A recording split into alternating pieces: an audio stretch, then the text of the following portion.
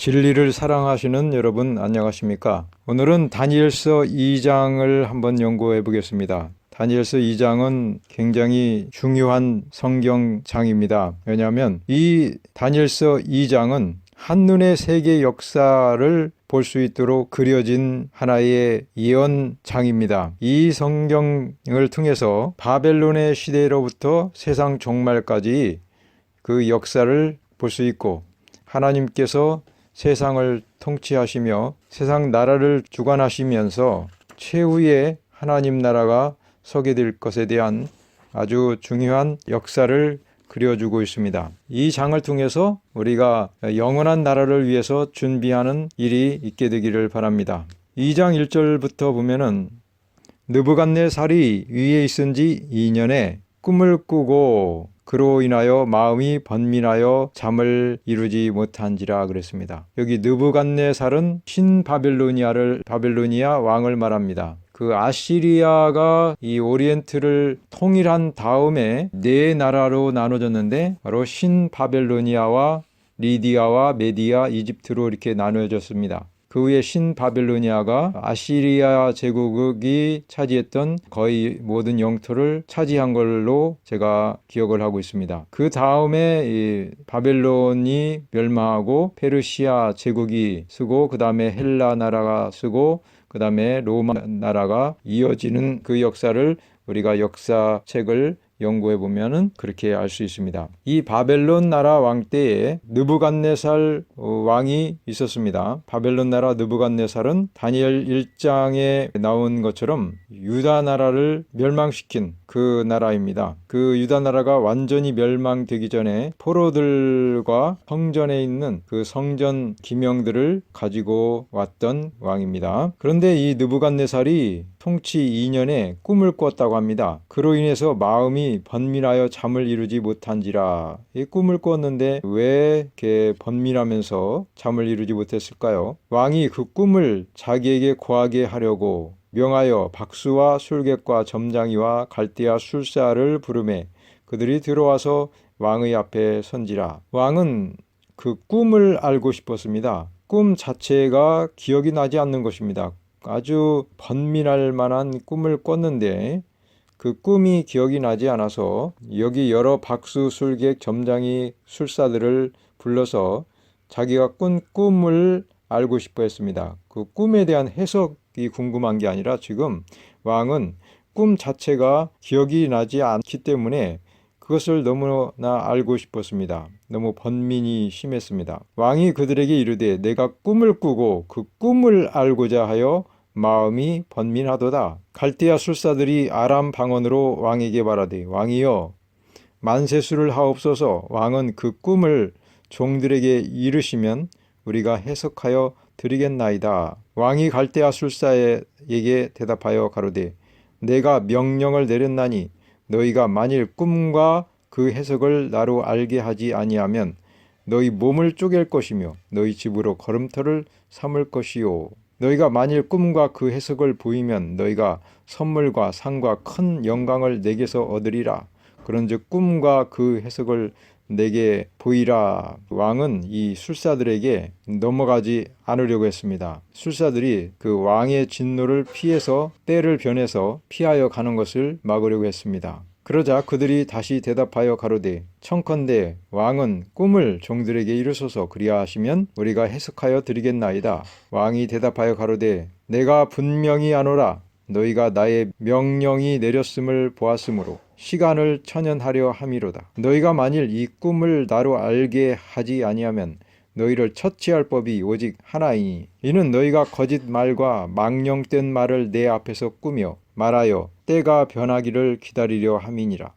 이제 그 꿈을 내게 알게 하라. 그리하면 너희가 그 해석도 보일 줄을 내가 알리라. 왕은 꿈을 알게 해주면 해석도 바르다라고 하는 것을 알게 되겠다라고 하면서 이 술사들에게 요청을 했습니다. 갈대아 술사들이 왕 앞에 대답하여 가로되 세상에는 왕의 그 일을 보일 자가 하나도 없으므로 크고 권력 있는 왕이 이런 것으로 박수에게나 술객에게나 갈대아 술사에게 물은 자가 절대로 있지 아니하였나이다. 왕의 물으신 것은 희한한 일이라. 육체와 함께 거하지 아니하는 신들 외에는 왕 앞에 그것을 보일 자가 없나이다 한지라. 이 왕은 술사들이 그동안 여러 가지 기적들을 행한다고 주장했으므로 그들이 이것을 자기 꿈을 알아내면 그 모든 것들이 진실이라는 것을 알게 되리라고 생각했습니다.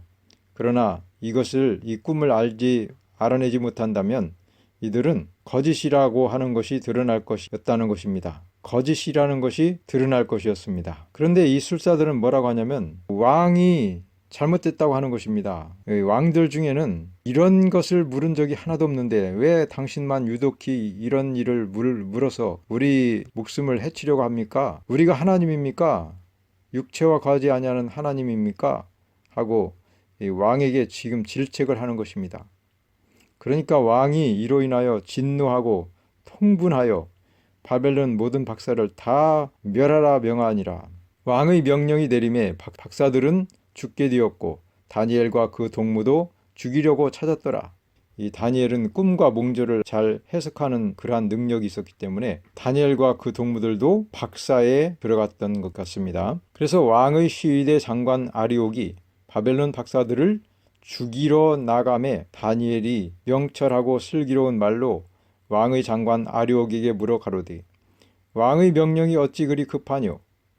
아리옥이 그 일을 다니엘에게 고하매 다니엘이 들어가서 왕께 구하기를 기한하여 주시면 왕에게 그 해석을 보여드리겠다 하니라. 다니엘이 이렇게 슬기롭게 왕한테 기한을 내달라고 그리하면 그 꿈을 보여드리겠다고 함으로써 일단 박사들은 죽음을 면하게 되었습니다. 이에 다니엘이 자기 집으로 돌아가서 그 동무 하나냐와 미사엘과 아사랴에게 그 일을 고하고 하늘에 계신 하나님이 이 은밀한 일에 대하여 긍휼히 여기사 자기 다니엘과 동무들이 바벨론의 다른 박사와 함께 죽임을 당치 않게 하시기를 그들로 구하게 하니라. 이에 이 은밀한 것이 밤의 이상으로 다니엘에게 나타나 보임에 다니엘이 하늘에 계신 하나님을 찬송하니라.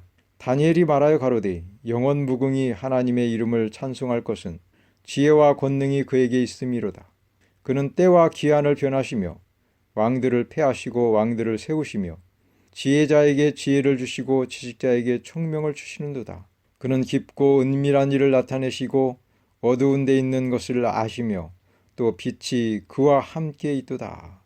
나의 열조의 하나님이여 주께서 이제 내게 지혜와 능력을 주시고 우리가 주께 구한 바 이를 내게 알게 하셨사오니 내가 주께 감사하고 주를 찬양하나이다. 곧 주께서 왕의 그 일을 내게 보이셨나이다 하니라. 참 하나님이 하시는 일은 참 기이합니다. 이 왕이 꿈을 꾸고 그것을 생각나지 않게 하심으로써 다니엘이 섬기고 있는 그 하나님께 그 왕을 인도하고 계시는 것입니다. 다니엘을 통하여 그 꿈을 알게 하심으로 다니엘이 믿고 있는 그 하나님이 참 하나님이라고 하는 것을 다니엘을 통해서 증거하는 것입니다. 하나님의 역사는 하나님의 종들을 통하여 이루심으로 하나님께 영광을 돌리게 하는 것입니다. 우리도 만일 신실하다면 하나님이 우리 편이 되셔서 우리를 통해서 하나님의 일을 이루시고 하나님께 영광을 돌리게 하실 것입니다. 우리도 다니엘처럼 기도하는 사람, 다니엘처럼 하나님 편에 서기로 굳게 결심하고 뜻을 정하고 오직 하나님만을 섬기는 그러한 사람들이 되기를 바랍니다. 24절부터 또 읽겠습니다. 이에 다니엘이 왕이 바벨론 박사들을 멸하라 명한 아리옥에게로 가서 이르매 그에게 이같이 이르되 바벨론 박사들을 멸하지 말고 나를 왕의 앞으로 인도하라. 그리하면 내가 그 해석을 왕께 보여드리리라. 이에 아리옥이 다니엘을 데리고 급히 왕의 앞에 들어가서 고하되 내가 사로잡혀온 유다 자손 중에서 한 사람을 얻었나이다. 그가 그 해석을 왕께 아시게 하리이다 하면서 자기가 사람을 찾은 것처럼 은근히 자신을 높이면서 말을 한 것 같네요. 26절에 보면 왕이 대답하여 벨드사살이라 이름한 다니엘에게 이르되 내가 얻은 꿈과 그 해석을 내가 능히 내게 알게 하겠느냐? 왕은 다니엘을 그동안 신임하고 있었습니다. 그가 명철하다는 것도 알고 있었습니다. 다니엘이 왕 앞에 대답하여 가로되 왕의 물으신 바 은밀한 것은 박사나 술객이나 박수나 점장이가 능히 왕께 보일 수 없으되 오직 은밀한 것을 나타내실 자는 하늘에 계신 하나님이시라. 그가 느부갓네살 왕에게 후일에 될 일을 알게 하셨나이다. 왕의 꿈 곧 왕이 침상에서 내 속으로 받은 이상은 이러하니이다. 왕이여, 왕이 침상에 나아가서 장래일을 생각하실 때에 은밀한 것을 나타내시는 이가 장래일을 왕에게 알게 하셨사오며 내가 그 은밀한 것을 나타내심은 내 지혜가 다른 인생보다 나은 것이 아니라 오직 그 해석을 왕에게 알려서 왕의 마음으로 생각하던 것을 왕으로 알게 하려 하심이니이다 하면서 왕에게 그 꿈과 해석을 알게 하시는 것입니다. 왕이여, 왕이 한 큰 신상을 보셨나이다. 그 신상이 왕의 앞에 섰는데 크고 광채가 특심하며 그 모양이 심히 두려우니 그 우상의 머리는 정금이요 가슴과 팔들은 은이요 배와 넙죽다리는 노시요 그 종아리는 철이요 그 발은 얼마는 철이요 얼마는 진흙이었나이다. 또 왕이 보신즉 사람의 손으로 하지 아니하고 뜨인 돌이 신상의 철과 진흙의 발을 쳐서 부서뜨리매 때에 철과 진흙과 녹과 은과 금이 다 부서져 여름 타작마당에 겨같이 뛰어 바람에 불려간 곳이 없었고 우상을 친 돌은 태산을 이루어 온 세계에 가득하였나이다. 그 꿈이 이러한즉 내가 이제 그 해석을 왕 앞에 진술하리이다. 왕이여, 왕은 열왕의 왕이시라. 하늘의 하나님이 나라와 권세와 능력과 영광을 왕에게 주셨고 인생들과 들짐승과 공중의 새들 어느 곳에 있는 것을 물론하고 그것들을 왕의 손에 붙이사 다 다스리게 하셨으니 왕은 곧 그 금머리니이다.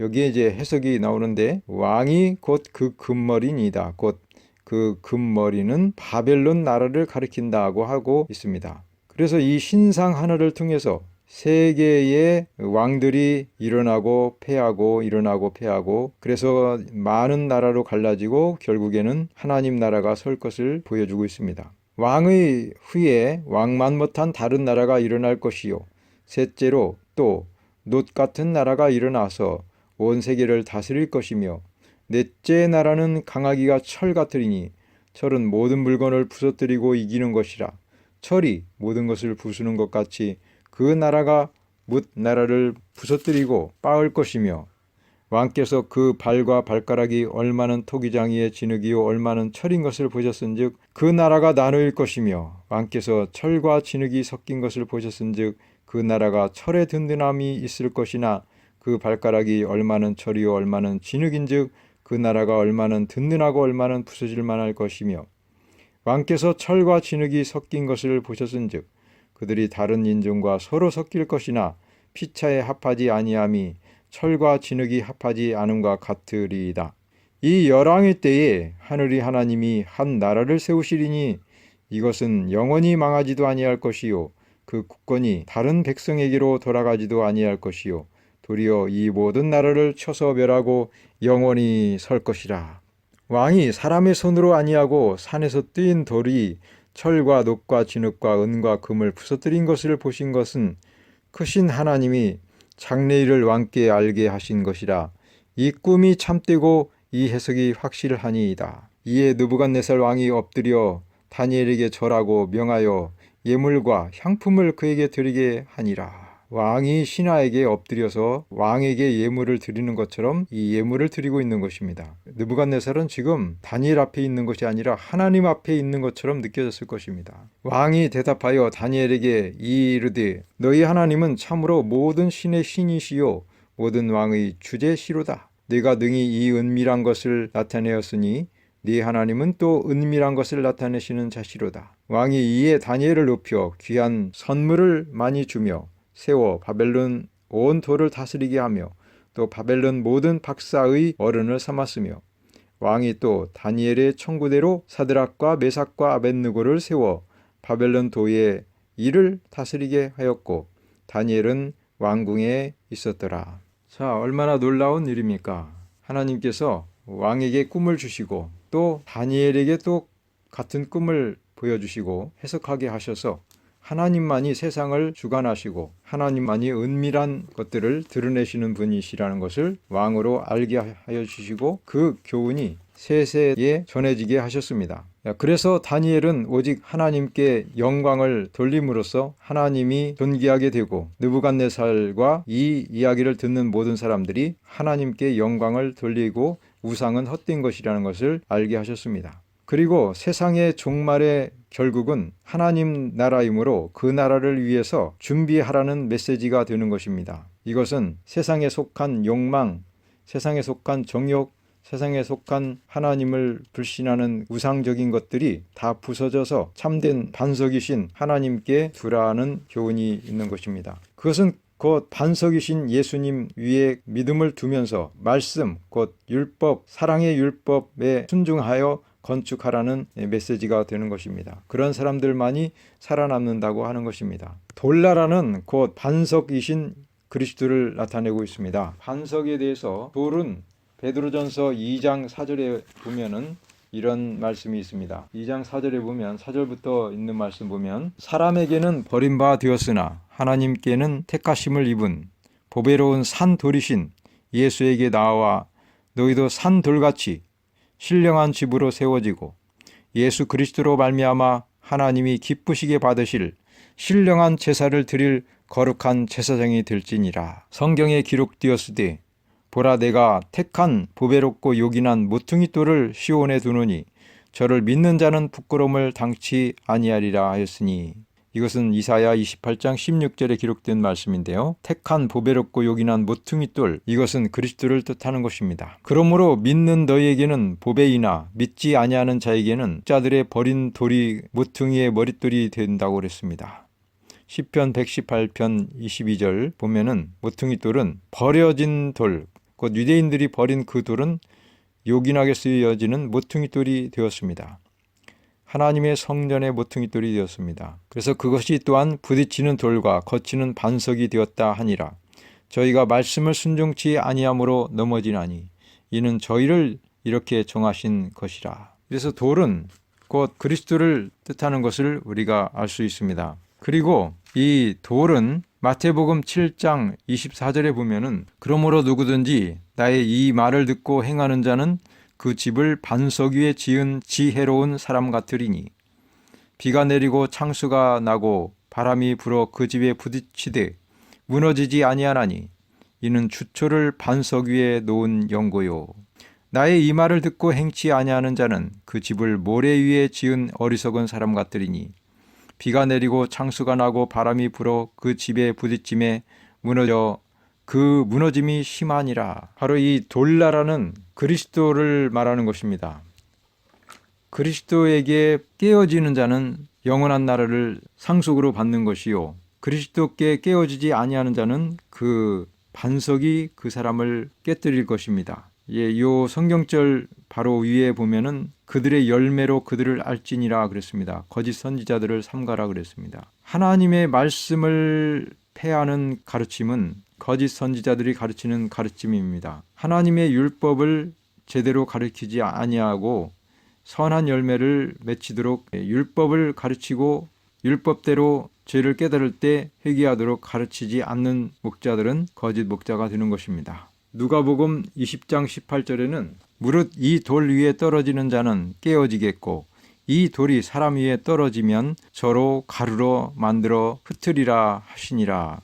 그 위에 17절에도 보겠습니다. 저희를 보시며 가라사대 그러면 기록된 바 건축자들의 버린 돌이 모퉁이의 머릿돌이 되었느니라 함이 어찌미뇨. 반석 위에 깨어진다는 말은 반석 되신 예수님을 믿는다는 뜻입니다. 그분을 믿고 회개한다는 뜻이에요. 그러면 그 사람은 영원한 나라에 들어가는 생명을 갖게 되는 것입니다. 오늘 다니엘서를 연구하면서 이 교훈이 가장 귀중한 것 같습니다. 반석 위에 깨어진 사람들은 영원한 나라를 유업으로 받게 될 것입니다. 베드로서에 있는 말씀을 보겠습니다. 베드로후서 3장 10절에 있는 말씀을 보겠습니다. 그러나 주의 날이 도적같이 오리니 그 날에는 하늘이 큰 소리로 떠나가고 체질이 뜨거운 불에 풀어지고 땅과 그 중에 있는 모든 일이 드러나리로다.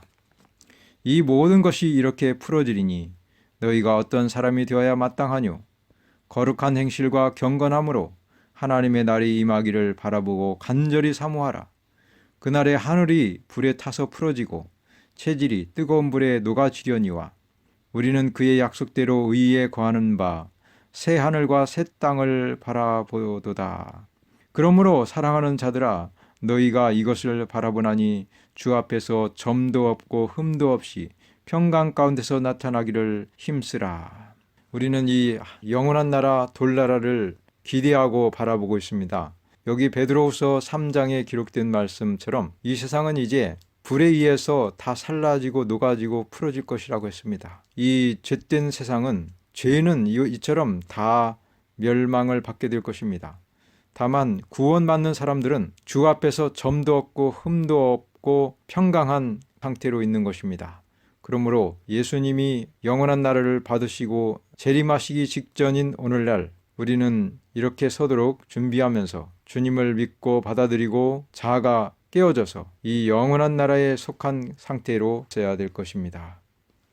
다음 시간에 우리가 다니엘서를 좀 더 자세하게 연구하기를 바라면서 오늘은 여기서 줄이겠습니다. 하나님의 평강이 우리 모든 진리를 찾는 사람들에게 함께 하시기를 간절히 바랍니다. 아멘.